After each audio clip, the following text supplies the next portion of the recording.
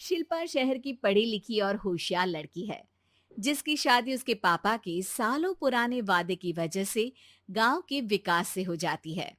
शिल्पा की सास पुराने ख्यालों की होती है। अरे शहर की हो, इसका मतलब ये नहीं कि जो मन आए करोगी। घर के कुछ नियम है जो तुम्हें भी मानने पड़ेंगे। हाँ।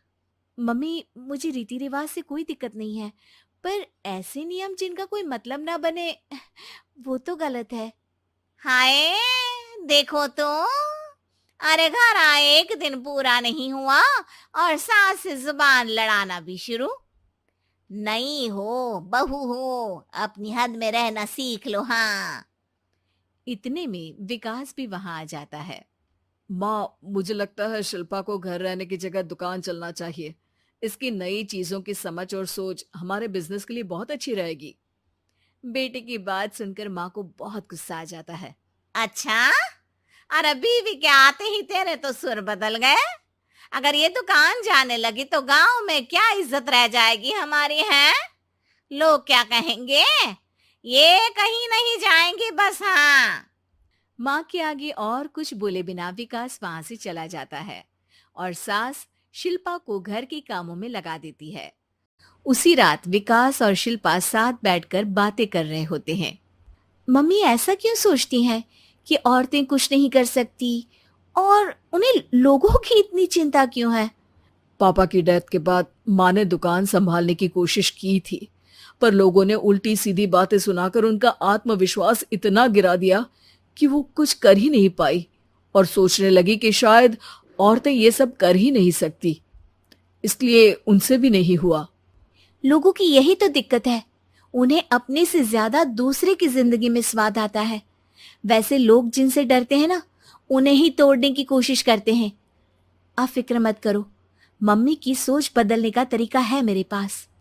और अगले ही दिन से शिल्पा अपनी सास की सोच बदलने और लोग क्या कहेंगे के डर को खत्म करने की जद्दोजहद में जुट जाती है। मम्मी, आपको पता है, गीता बबीता, अरे जिनके ऊपर दंगल फिल्म भी बनी है, मैं फिल्म बिल में नहीं देखती। हाँ। वो हरियाणा की लड़कियां हैं। दोनों रेसलर हैं। उन्होंने जब ये शुरू किया था ना, तो लोगों ने बहुत बातें बनाई, बुरा भला बोला, मजाक भी बनाया, लेकिन उन्होंने ना किसी की सुनी, ना अपने ऊपर से विश्वास खोया और ना ही हार मानी।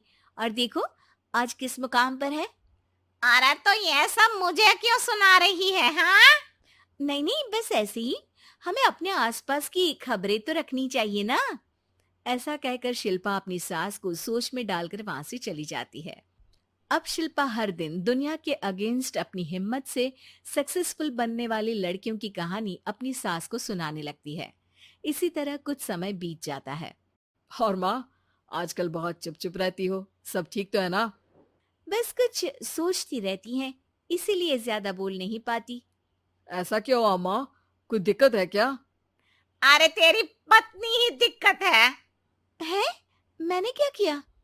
अरे रोज मुझे कुछ समझाने के मकसद से एक नई कहानी सुनाती है, पर खुद नहीं जानती कि मुझे सब पहले से पता है। हाँ। तो फिर दिक्कत क्या है माँ? लोग क्या कहेंगे? अरे उनका तो काम ही है कुछ ना कुछ कहना। आप ये सोचो कि उन्हें नजरअंदाज करके हम साथ मिलकर किस ऊंचाई पर पहुंच सकते हैं। बेटी और बहू की बातों से सोच में पड़ी माँ वहां से चली जाती है।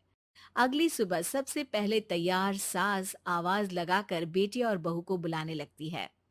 अरे कहाँ सोते पड़े हो दोनों। किसी को घर में कोई काम नहीं है क्या। हाँ। सास की आवाज सुन शिल्पा भागती हुई कमरे से बाहर निकल आती है, जिसके पीछे विकास भी बाहर आ जाता है। मम्मी, आप इतनी सुबह तैयार होकर कहाँ जा रही हैं? अरे किसी नई शुरुआत से पहले भगवान का आशीर्वाद बनता है या नहीं। मैं सीधा दुकान जाऊंगी, तुम काम निपटा कर आ जाना है। सास की बात सुन शिल्पा और विकास खुशी से फूले नहीं समाते। ये हुई ना मेरी माँ वाली बात। पूरा परिवार मिलकर दुकान पर काम करने लगता है, जिसमें विकास और उसकी माँ दुकान संभालते हैं, तो शिल्पा काम को ऑनलाइन डाल शहर और इंटरनेट का काम संभालने लगती है, जिसे देख गांव में लोगों के बीच गॉसिप शुरू होते देर नहीं लगती। और क्या विकास भाई, अकेले काम संभल नहीं रहा था तो नौकर रख लेते। और तो को यहाँ लाने की क्या जरूरत थी। इन्हें घर में जो काम बोलो वो तो सही से करती नहीं, यहाँ आकर तो तुम्हें डुबा ही देंगी।